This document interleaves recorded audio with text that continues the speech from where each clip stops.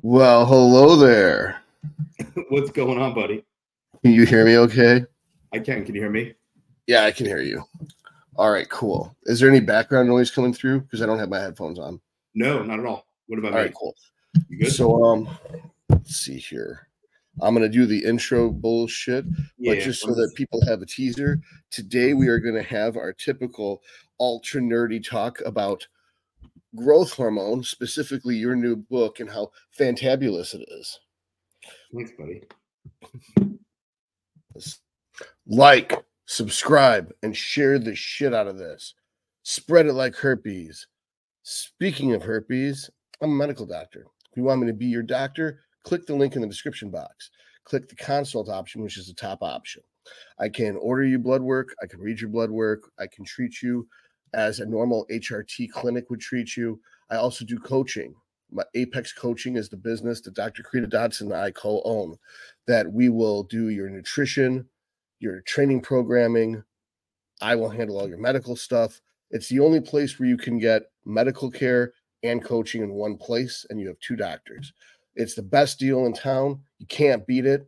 And right now we have it set up so that there's financing options, so you only have to make monthly payments. You will love it. Get started immediately. Now, on with the show. You're watching Dr. Todd Lee TV, where theoretically you could learn a bunch of cool shit. Warning! This is for entertainment purposes only. Do not take this seriously. This is not medical advice. Although I'm a doctor, I'm not your doctor yet. If you want me to be your doctor, click the link in the description box. But otherwise, this is just for fun, kids. Don't do this at home. All right. I'm glad we got through that. Oh, I put my headphones on so I could hear you a little better. Can you hear me okay? Yeah. Does my sound okay? Yeah, your sound's great. Got a nice echo, like we've got a reverb on your amp. Nice. Okay. Yeah. So, new book, GH, long title, 2 letters. I think maybe it's growth hormone. I don't remember. It is the best text. It's HGH. Okay. It is the best textbook I've ever read. That I flew through it in, I think, an hour and a half. That I had listened to an advanced copy, on the robo reader, which was setting the AI to read it for me. And she was getting hung up on all the references because that shit is loaded with references.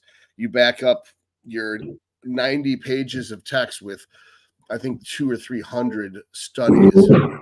And there's almost 500 references. 440? Okay. 440. So yeah, she got hung up on those. She kept reading them, and it breaks the sentence up when she got to them. So I went through and I read it with my own eyes rather than my ears, and it was the fastest textbook I've ever read. I just flew right through it. And you've read a bunch, so. Yeah. I've read some books. I've read Dr. Seuss and Mad Magazine, some Batman comics. But one thing I thought was really interesting, and you hit something, because I thought it was fascinating. You've never taken the J3U course because you hit everything the J3U covers. But one thing that you hit that was different was the local IGF-1 conversion. You have it down as 7.5 to 30 nanometer moles, basically. That people are like, what the fuck are you talking about, Todd? So when you inject GH locally into target tissue, you get local GH turning to IGF-1, which has got a more of an anabolic effect on the muscle than endogenous, or not endogenous, than endocrine or systemic IGF-1 that's made by the liver. So the way that everyone else doses their GH, I mean, it shouldn't say everyone else, the way that the traditional way to dose your GH, or Alex Kekell mentions in his book, is to do the lump sum before bed. And then the liver will make IGF-1 from the GH, and you will have a high systemic IGF-1. And that's also what the Serostim prescribes people do, is use 18 units before bed, because you get the highest IGF-1 conversion. But that's That's systemic.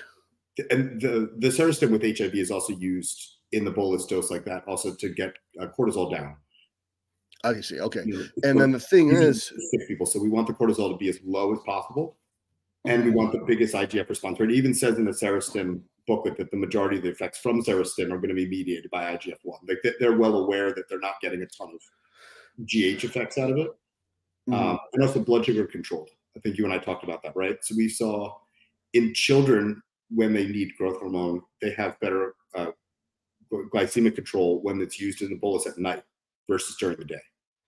All right. So where I was going was like, but our population hopefully doesn't have HIV, nor our children that they're bodybuilders, and that their goal is to build muscle with the IGF-1, that they're taking GH to get IGF-1 to build muscle, and that growing spleen or intestines or heart is a negative effect of systemic IGF-1 that isn't of local IGF-1. Now, when we say local IGF-1, is that the IGF-1 EC, aka MGF, or is MGF different from local IGF-1?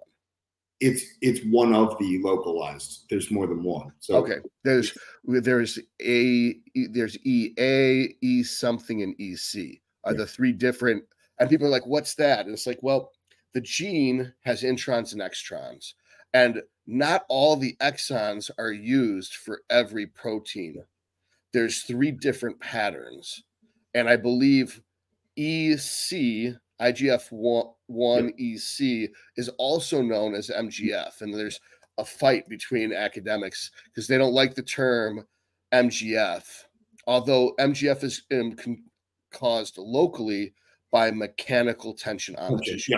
That mechanical tension while you're training, and then based on my previous episode, I don't know if you saw it, I did one last night on RIR versus training to failure, but I looked at an electron myograph that showed that you get maximum tension at 80% of 1 RM, and that using heavier loads than 80% of 1 RM does not generate more tension. And that as long as you're using 80% of 1 RM, even if you're only doing 1 rep, even though you could get 8, even if you do 1 rep, you will get some type of anabolic signaling. And I suspect that that is through this MGF. It is. Yeah, it is.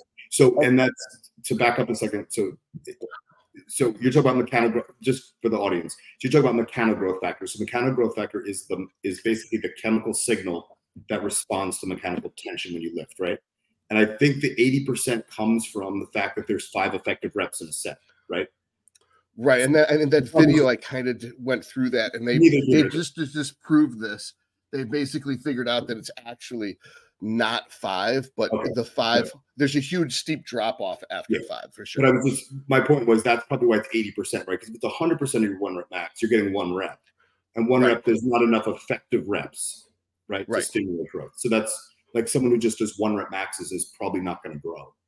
Right. And that's the cool thing about, if you go back and check out that video, or I'll send you the link to it, is it was Menmo Henselman's, he did a summary of 3 different meta-analyses that came out in the last 3 years that each summarized 200 plus studies.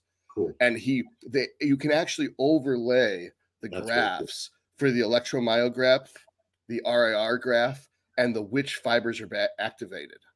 And basically, once you get to the 80% of 1 RM, you're activating the 2AX and the 2AX fibers.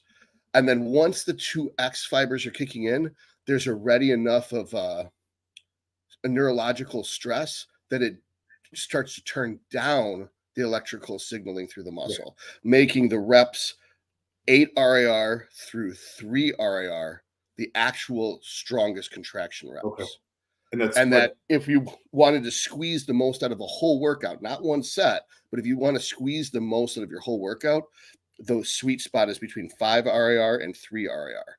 By the time you get to 2 RIR, you're going to start pushing down you're going to start fatiguing the system, which will then fuck up the end of your workout. But there's probably calcium ions that build up at that point. That makes a lot of sense. Yeah. It's probably calcium. Yeah. Not my area of expertise, but that's probably calcium ions, right? That would build up in there that would cause that fatigue. Because that's what the nervous system picks up as fatigue.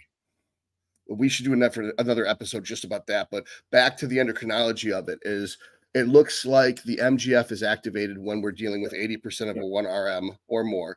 And that the point of this is we're trying to use IGF-1, we're trying to use GH to stimulate IGF-1 to grow muscle tissue. So if we know that the one way we can mechanically overload the tissue is with 80% of your 1 RM to generate mechanic growth factor, which is IGF-1 EC, then how do we use GH to grow the muscle and not the organs if the liver produces systemic IGF-1? And so you had a part in your book, John mentioned it, from a Frost study from 2005. But when I looked at the study, I couldn't get the data I wanted out of the Frost study. And when I talked to John about it, he was like, you know what? They were injecting muscles in vitro. It wasn't in vivo, so it isn't that valid of a study. But your book brought up a point, and this is the key thing I took away from that book. You're going to be like, that's all you took away is one thing. But for me to take one thing away from anything, that's a big deal. Is that whereas before it was 7.5 nanomoles of GH was necessary to trigger a localized IGF-1 production, your book says that it's 7.5 to 30. That we finally have an upper limit, because we knew we needed 2 units of GH per shot to stimulate muscle growth. We didn't know how much we could use in one shot. I don't know if you realize this, but you have just indicated that you could use, if 2 units is 7.5, that would imply 8 units is 30. Yes. And that here, this is going to be awesome. You're going to love how I tie this together. So at nighttime, we get 13 out of that same 2, which means 4 gets us to 26, which means that any more than 4 units before bed is overkill for local. So whereas before I thought you're supposed to go 2, 2, the rest, it's the opposite. It's 8, 8, and 4. And what happens when you go 8, 8, and 4? You get 20. And what's the limit they found that was effective for converting to IGF-1 was 30 units a day. So what if we, instead of doing every 8 hours, did a shot every 6 hours when there's 24 hours in a day? That's 8, 8, 8, and 4. Which comes out to being 28 units.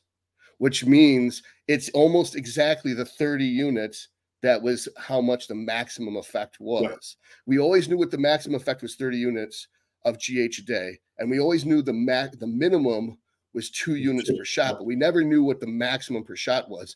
And I'm pretty sure, thanks to that puzzle piece you provided, I've now figured out that you can go 8 units in the morning, 8 units 6 hours later, 8 units 6 hours later, and 4 units in the middle of the night.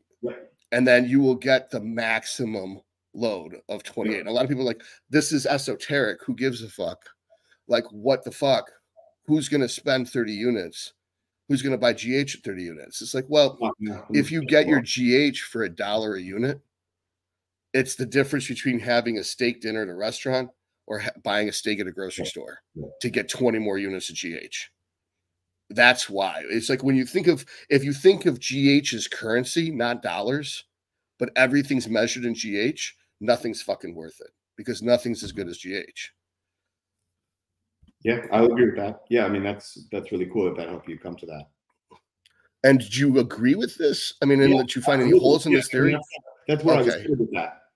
And you and I never talked about this before. No, I've been saving it because I wanted to get your reaction on camera. And I've been sitting on this for like a couple days. I'm like, oh my God, I got to talk to Kurt about this.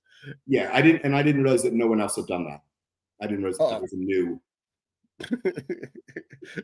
I know. It's like, that's. I'm kind of shocked that I was able to surprise you with something that no one else has written. Well, maybe someone else knew it, but I mean, before you, I don't think anyone knew as much as John Jewett. And John and me talked about this at least 3 times. And we didn't really come to a conclusion, not this concrete, not in Todd language, where 8, 8, 8, 4. That's it. You're done.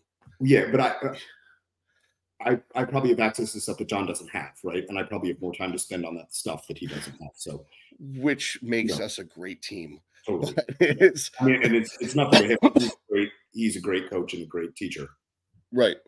So it's one of those things where I'm like super excited because I mean, let's say you can't afford, okay, I'm using 12 units right now, right? So I was using 2, 2, and 8. Yep. So I've switched it to 3, 3, and 6. And today I was going to switch it to 4, 4, and 4. Yeah. And I'm tracking. What I found was I didn't sleep as good on 6 units of GH before bed as I did on 8 units before bed. Yep, I noticed that too. There's definitely a dose response. So even if you're not getting as... And I think just so the audience understands, how old are you now, Todd?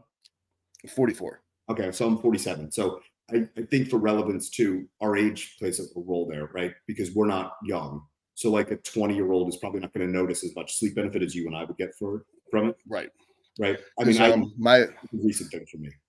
My understanding is you produce equivalent to like 6 units of GH between 0 and 20. You produce the equivalent of 3 units of GH between 20 and 40. You produce the equivalent of 1.5 units of GH between 40 and 60.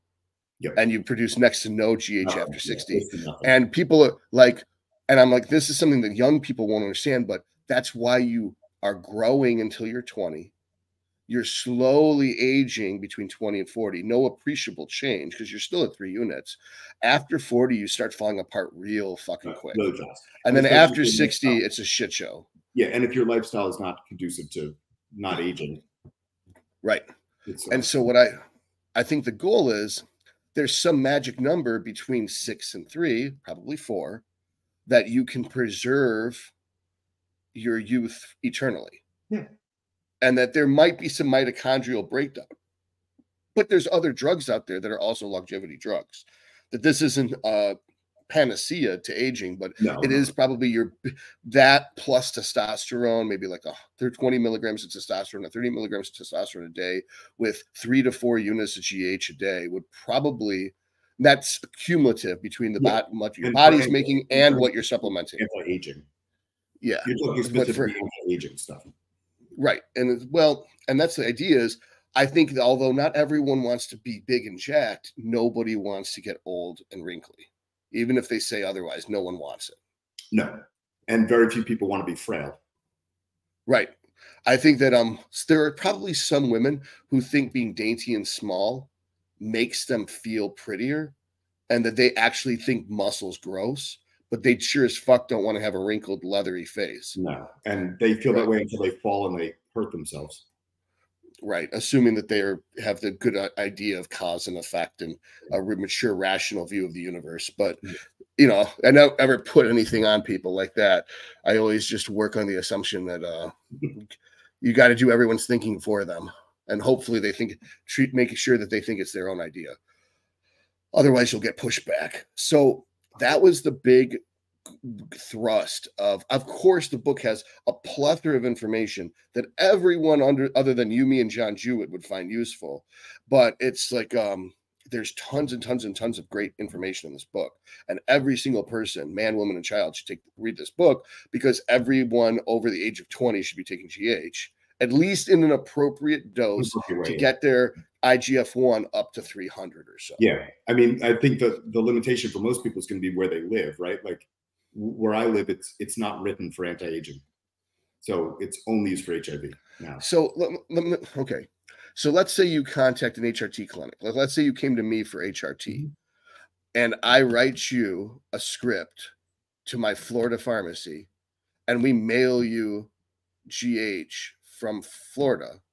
How does the New Jersey authorities know what you're getting in the mail? They wouldn't, because it wasn't filled. It's the pharmacy that would flag you. Right. And that's why I would never, you can't go through CVS to get this. Yeah, no, I'm just saying that's the problem. You have to go through a compound pharmacy to get this. Yeah, like the pharmacies here only stock generally Serostim, and it's only if they have active patients that have HIV or advanced kidney failure, whatever. Right. And the sad thing is, it's not even a controlled substance, but yet you can't write it. GH is a controlled substance, I thought. Last I checked, it was not. I thought it was Schedule 3. Oh, I just checked with the pharmacist. I'll check on that. Wait, you asked a human or you checked in a legal document? Yeah, I talked to a human. Okay. Yeah, I find that the pharmacist, if I go to CVS, they'll tell me you need a script for needles. If I go to Walgreens, they'll sell them to me. Yeah, you know, no, he's a Pharma D, so I'll check with him again on that.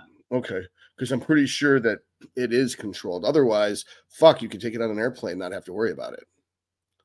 Yeah, although I don't think they'd question you anyway if you flew with it. Oh man, I've been always paranoid about that. I go TRT, they don't bother me. I carry my needles on. They don't care. They don't bother me.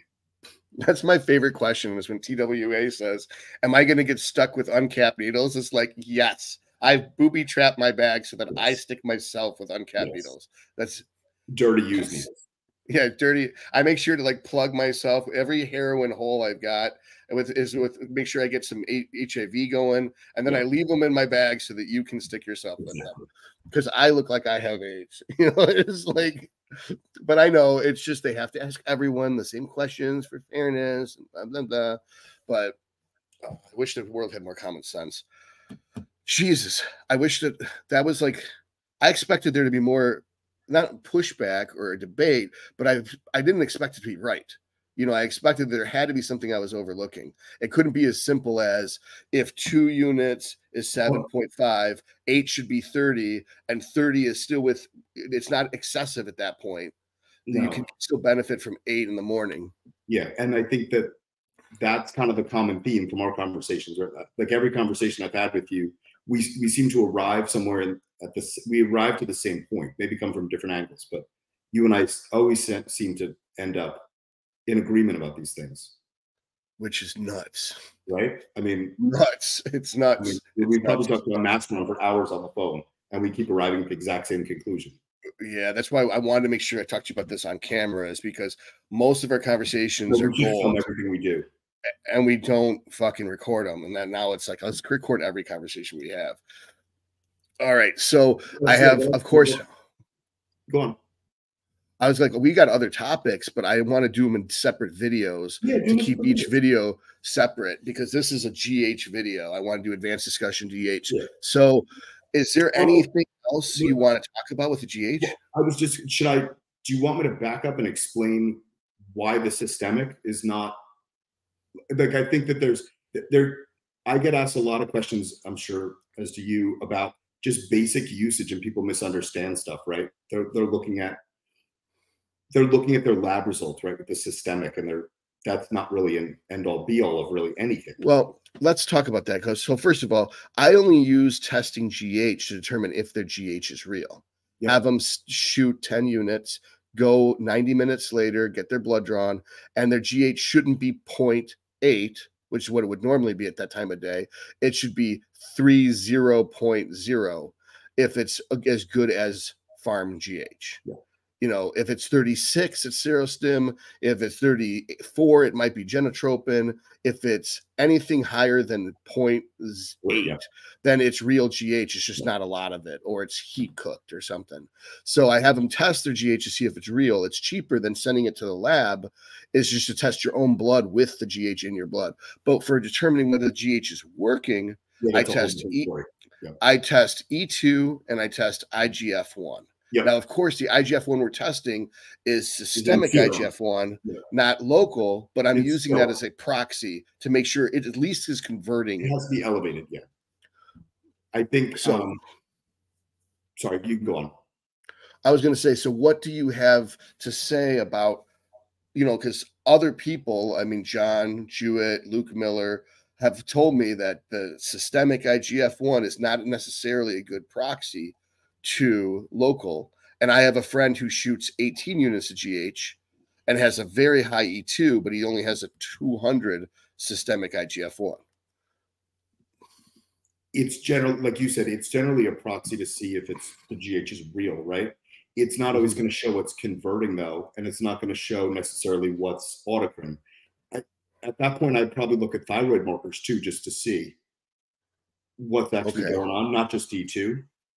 So what I think you're getting at is because the GH is going to convert the T4 to T3, we would expect to see a high T3, a low T4, and a very pissed off TSH. Yes, because you basically lose the substrate, which is the T4. Basically starts to go away faster. right? Right. And so IgE in relation to it. It's working so hard on the D1 pathway to convert the T4 to T3 because the GH is driving that as a cofactor that the pituitary, I believe it's the pituitary or it's the hypothalamus, produces TSH in abundance to try to activate that thyroid to make more T4. Yes. And if there's not enough iodine in the system, you're not going to make enough T4 to keep up with it, and the TSH is going to go through the roof. Yep.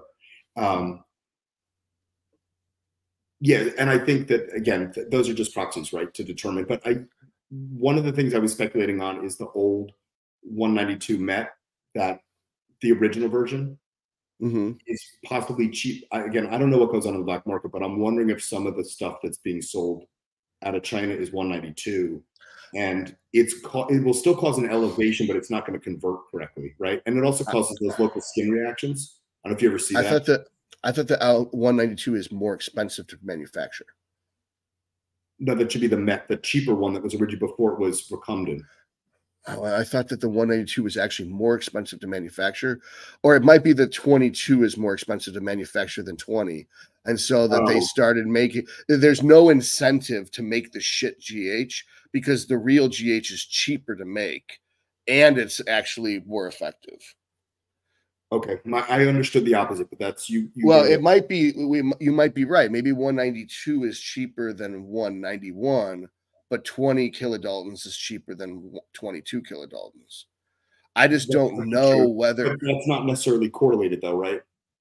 No. And that's what those two, for the people like watching this, the 192 versus 191 and the 20 versus 22 are not the same markers of the same thing. No, but it might be. Like, how could it be? Let's do the math. Like, how could 191 amino acids weigh the exact same amount as 192 amino acids? It can't.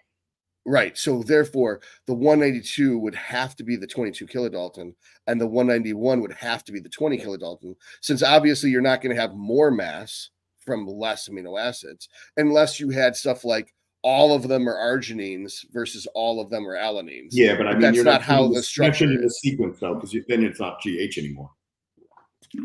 Right. We're talking about one extra amino acid tacked on the end.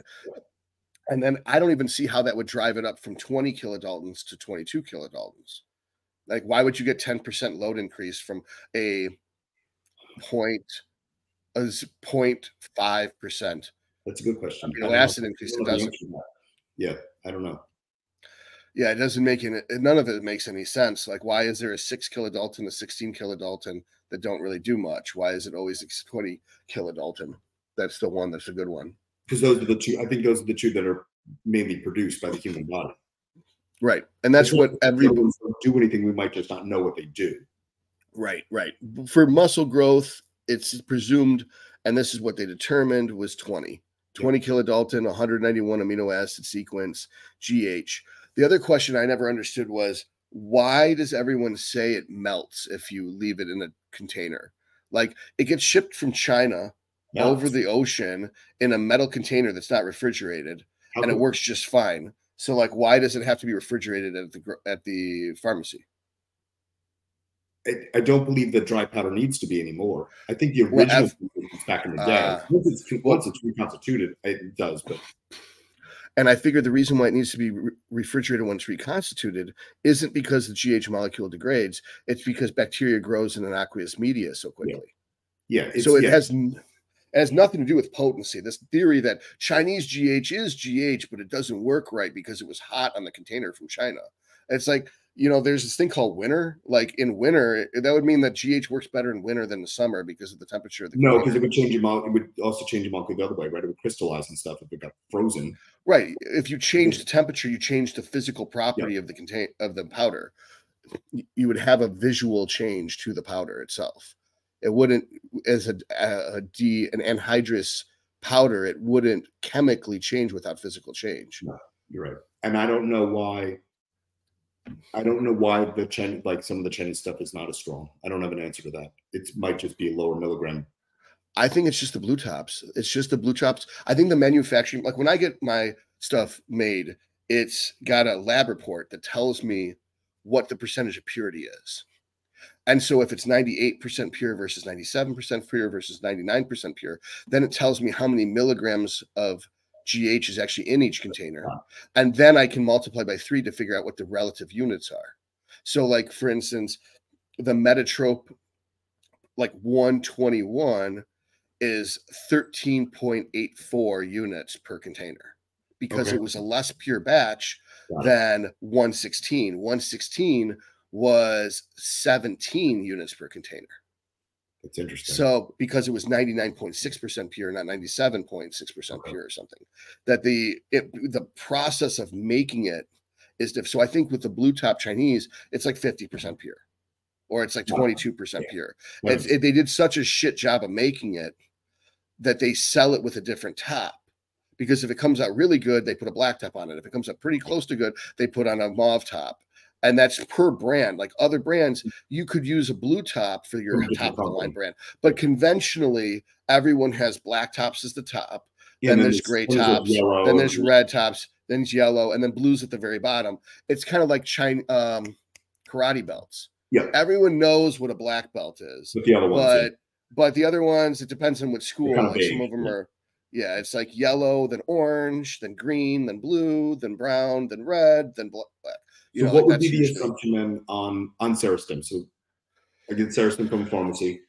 It's fresh. It's, it's literally handed from a pharmacy. The assumption is that that's 100% pure, I'm guessing. I'm thinking it's going to be close to 100% pure because it's 18 per vial. Yeah. Yeah, it's because 18%, it's 18 units. They've refrigerated it from cradle to grave because they're convinced it matters. Even though Norditropin is pre-mixed in a pen and it sits out in Saudi Arabia and it's not a big fucking deal. But for some reason, the powder has to be refrigerated. It makes I think the FDA puts very strict guidelines on them as well. Right, but it's the FDA can make up some nonsense, like make sure to spin 3 times in a circle and say ishkabibble before you inject it. And if you don't, we're going to shoot you in the head. But it doesn't mean it's scientifically founded. No, it's just some made up nonsense. Yeah.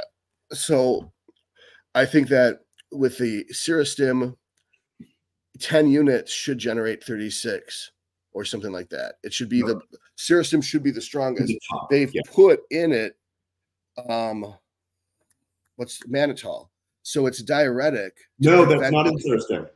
Oh, no. That one isn't. I'll send you the picture box. The what's interesting is there is sucrose in it though. Okay. So they're basically trying to force the IGF production with sucrose. Some of I think the other one has the mannitol and the diuretic. Well, it's humatrope. I think it's the brown and yellow box. Yep. With the pens. Yeah, Serostim has no diuretic in it. Yeah, the brown and yellow box with the reconstituting pens, that one has the mannitol. And people are like, oh, it works so much better. I just get so lean. It's like, no, fucktard. You're just shedding excess water because this GH retains sodium. Yep. So this is letting out that sodium. So instead of getting bloated, you get drier. And I've torn muscles using 8 units of farm grade GH because of all the mannitol they put in it.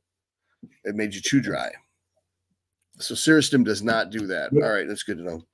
I should have brought a box so you can see. Yeah, it's interesting. It's 41 milligrams of sucrose in each bottle. Oh, that shouldn't make a fucking difference at all. 41 milligrams? Yeah, versus a gram, which would be 1,000 milligrams. A sugar packet's 4 grams. Yeah, no, I'm just saying there's sucrose. I know, but it shouldn't make any difference. Like, how could that possibly drive IGF production? You're not going to get an insulin spike from 41 milligrams of sugar. Just walking past cotton candy, the smell of cotton candy would cause more GIP to be released than that. It's so weird. I mean, I don't know. You can go on the website if you want. There's a product information sheet. You can look at it. It probably changes the way that it feels going in. It probably buffers something so that it burns less in the tiny population of people that feel the burn. Yeah, because growth hormone. It's not going to.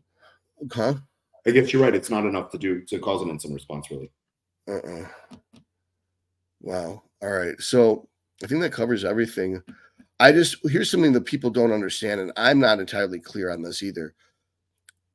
Endogenous, I'm not endogenous, endocrine or systemic IGF-1 would probably cause muscle growth too. It just isn't specific to muscles. Yeah. And then you and I talked about this too. Rather than me putting 8 units in one shoulder before bed, I'll go 2, 2, 2, 2, because these muscles aren't communicating with each other. They don't know that I've crossed the 4. Well, we didn't know what the limit was. We knew you needed 2 to trigger the effect. We didn't know what the upper limit was. So rather than, rolling the dice, I was just like, well, I'll do 2 in multiple muscles. And like, if I did 2 at 2 p.m., I could go 2 at 4 p.m. These muscles aren't communicating. The whole 6-hour refractory period applies to the same muscle. So it's like, in theory, you could do what Rich Piana did and go 12 p.m., 2 p.m., 4 p.m., 6 p.m., 8 p.m. He did it every 2 hours, but he never indicated he was rotating his shots. I'm sure. But now it makes sense. If you're going in the muscle every 2 hours with 2 units, you'll get 24 units per day. And there's no reason why they'd compete with each other for local. Or like I was saying to John, and he thought it was kind of funny that I would do this, is like 12 p.m. you do your insulin, your GH. 1 p.m. you shoot insulin with carbs. Yeah, you were saying that you would split up the protein and the carbs. Yeah, 2 p.m. I'm going to have protein for mTOR and GH. And then an hour later have my carbs and insulin to resensitize the mTOR and the GH receptors. And then just every 2 hours have a protein meal. And then 1 hour after that have insulin with a carb meal to reset the system. And that was the most efficient. Most people wouldn't go to that trouble to do that. But oh, dude, I would do anything to build muscle. I know you. It's like there's nothing I wouldn't do to build muscle because it's the hardest thing in the world. It's like you can literally do anything. You could sell ice to an Eskimo, but easier than you could grow muscle. All right, cool. Cool. Well, I'm glad you like the book, man. Oh yeah, book's fucking. I think there's a lot of stuff. I think that some of that stuff is kind of high level. I think that there's a lot of stuff for the average enthusiast though. That'll make sense. Yeah, to them. I don't know a single person on planet Earth that would have followed this conversation unless it was John himself, maybe someone who watched the J3U lecture on growth hormone several times. But yeah, I mean, although this is something people will like hearing because I think we have a conclusion. And now there is a very clear scientific framework on how to actually dose it rather than this guy said do this and this guy said do that. I don't know what the fuck I'm gonna do, and that drives me nuts as a person. I've been struggling with this for 20 years is how to exactly dose GH, and now I have a actual idea, or 15 years of how to dose GH correctly. Yeah. All right, cool. Well, thanks for coming on the show. We'll have to have you back to talk about the Masteron and Primo debacle that you and me got to the bottom of recently. Yeah, definitely. All right, cool. Well, I'll talk to you later, Kurt. Oh, wait, how can someone get your book? How can someone get your book? On my website, atomiclifecoaching.com. Okay, and you'll send me a link so I can put it in the description box? Yeah. All right, cool. All right, fantastic. All right, cool. I'll talk to you. All right, thanks, buddy. I'll talk to you later.